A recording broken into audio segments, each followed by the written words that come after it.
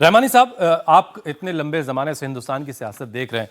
आप मुस्लिम political council of India के president हैं, जो एक तरह का प्रेशर ग्रुप है। तो आप लोगों की तरफ से कुछ ऐसी बातें उठाई जाती हैं ताकि मुसलमानों की जो राजनीतिक हिस्सेदारी है वो उनको मिल सके?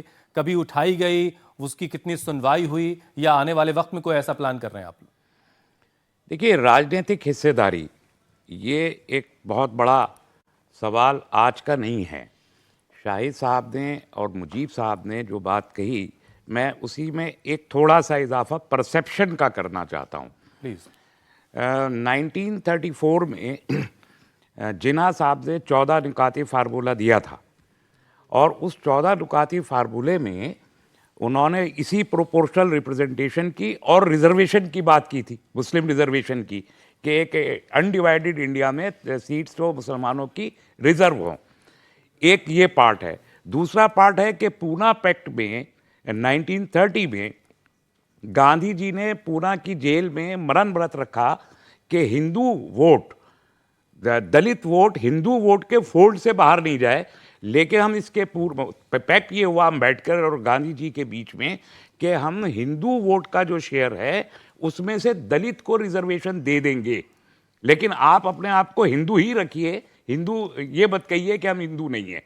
जबकि मुसलमानों की जानिब से जब ये डिमांड जिन्ना ने उठाई, तो आप बदकिस्मती है हम तमाम मुल्क की कि इस डिमांड की वजह से, मुस्लिम रिजर्वेशन एंड प्रोपोर्शनल रिप्रेजेंटेशन की डिमांड की वजह से मुल्क तकसीम हो गया, जिसका नुकसान हुआ, बहुत बड़ा नुकसान हुआ, हो रहा है।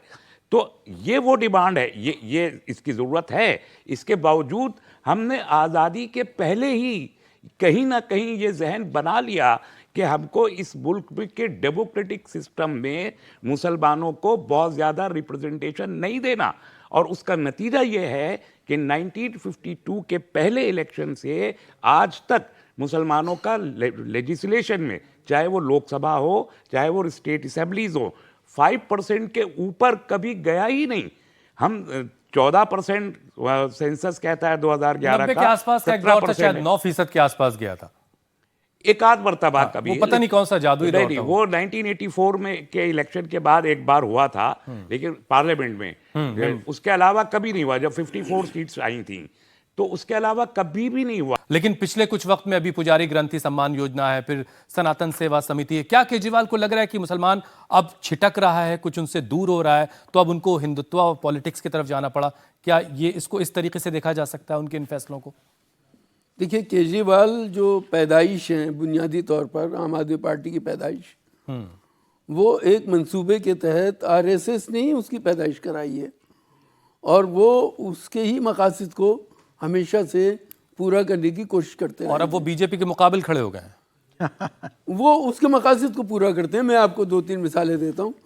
एक ये कि बिल्किस बानो के मामले में हिंदुस्तान के ज़्यादातर लोगों ने बात की, लेकिन केजरीवाल की तरफ से एक भी बयान नहीं आया।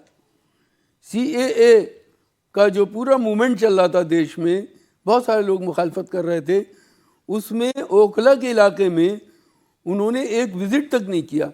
उसके बावजूद ओखला के लोगों ने आम आदमी पार्टी के कैंडिडेट को जिताया। ठीक है ना।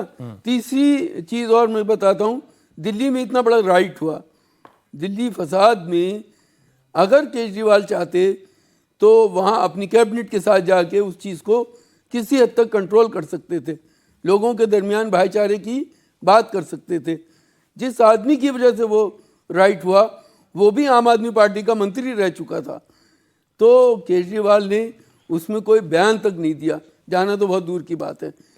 तो केजरीवाल उन्हीं मकासद को पूरा कर रहे थे, वही वो नारे लगा रहे थे, वही वो पूजा पाठ का काम कर रहे थे जो आरएसएस बीजेपी करती रही है, वही काम वो भी कर रहे थे।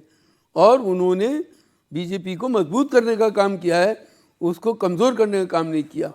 उनकी सत्ता भी कांग्रेस को पीछे करके आई थी, ये आप जानते हैं।